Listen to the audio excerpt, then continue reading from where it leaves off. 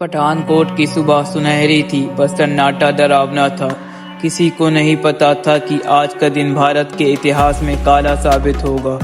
हवा में एक अजीब सी बेचैनी थी, जैसे तूफान आने वाला हो। ये वही मशीनें थी जिन पर भारत का आसमान सुरक्षित था, लेकिन आज इन पर खतरे का साया मंडरा रहा था।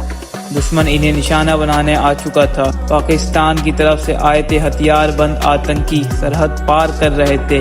उनका मिशन था भारत की सेना शक्ति को तोड़ना। यह घुसपैठ एक युद्ध का ऐलान थी।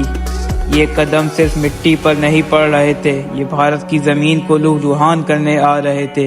हर कदम देश के लिए खतरे का संकेत था। रात गवाह बन रही थी आने वाली तबाही की। शहर चैन की नींद सो रहा था। किसी को अंदाजा नहीं था कि कुछ ही घंटों में गोलियों की गूंज इस शांति को चीर देगी। भोर से पहले ही मौत अपना खेल शुरू कर चुकी थी। एयरबेस के अंदर रडार स्क्रीन पर निगाहें टिकी थी, लेकिन खतरा अब इतना नजदीक था कि स्क्रीन भी उसे पकड़ नहीं पा रही थी। जवानों को नहीं पता था कि मौत उनके गेट तक पहुंच चुकी है। ये आतंकी पूरी तैयारी के साथ आए थे। हथियार, ग्रेनेड, जीपीएस सब कुछ तैयार था। इनका इरादा था कि आज भारत को बड़ा जख्म दिया जाए। सुबह का सन्नाटा गोलियों की गूंज से टूट गया। एयरबेस पर हमला हो चुका था।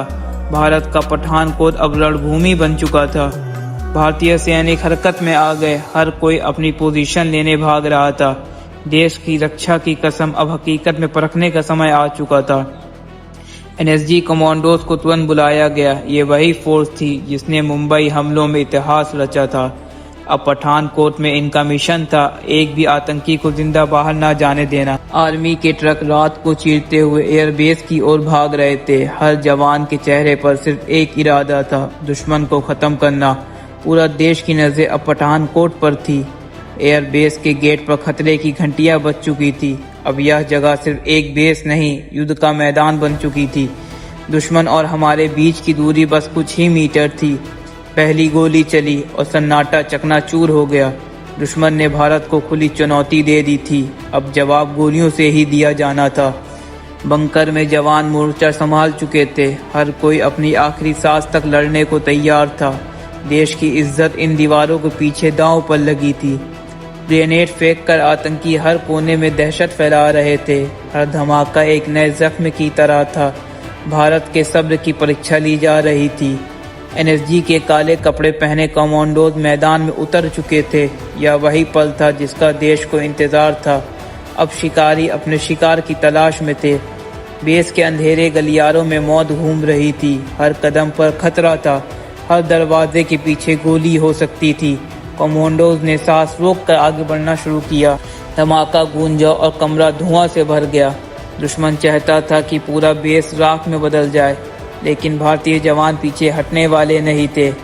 जवान अपने घायल साथियों को खींचकर बाहर ला रहे थे। खून जमीन पर गिर रहा था, लेकिन हिम्मत नहीं टूटी थी। हर शहीद का बदला लिया जाएगा, यही कसम थी। पूरा पठानकोट अब धुएं में डूब चुका था। लड़ाई सिर्फ गेट के बाहर नहीं, गेट के अंदर भी हो रही थी। चारों ओर गोलियों की बरसात थी। दुश्मन भी अब डरने लगा था। उसे पता था कि भारतीय फौज उसका आखिरी सफर बना देगी, लेकिन वो आखिरी सांस तक लड़ने पड़ रहा था। एनएसजी के स्नाइपर ने निशाना साधा। एक ही गोली में दुश्मन को गिरा दिया। अब आतंकियों की गिनती घटने लगी थी।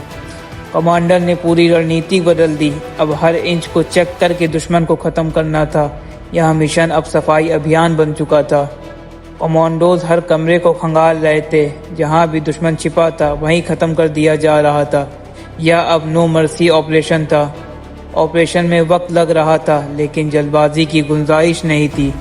एक गलत कदम पूरा बेस उड़ा सकता था। देश की सांसें थमी हुई थी। बेस के कई हिस्से जल रहे थे, लेकिन जवानों के हौसले अभी भी आग से ज्यादा तेज थे। ये आग देश की रक्षा की गवाही दे रही थी। खुफिया रिपोर्ट्स ने खुलासा किया, ये आतंकी सीधे पाकिस्तान से बात कर रहे हैं। उनके हैंडलर बाहर बैठकर ऑपरेशन गाइड कर रहे थे। यह हमला सिर्फ 6 लोगों का नहीं था, ये एक साजिश थी। दिल्ली में भी माहौल गर्म था। पाकिस्तान को सबूत देने और बदला लेने में बहस छिड़ गई थी। देश गुस्से में था। सब चाहते थे जवाब। फ्लैश ग्रेनेड से दुश्मन की आग बंद हो गई। कमांडोज ने तुरंत धावा बोल दिया। एक एक करके आतंक गिरने लगा। आखिर आतंकी भी ढेर हो गया। 4 दिन की लड़ाई आखिरकार खत्म हुई, लेकिन इस जीत की कीमत बड़ी कीमत थी। युद्ध खत्म हो चुका था, लेकिन धुआं अब भी हवा में था। एयरबेस ने 4 दिन तक गोलियों का तूफान झेला था। आज यहाँ सिर्फ खामोशी और राख बची थी। तिरंगा फिर से लहराया गया। यह खून से सना था, लेकिन गर्व से सीधा खड़ा था। हर जवान की आंख में आंसू थे, मगर सिर ऊंचा था। 7 जवानों ने अपनी जान कुर्बान कर दी। देश ने अपने बेटे खोए, लेकिन सरहद बच गई। यह बलिदान हमेशा याद रखा जाएगा।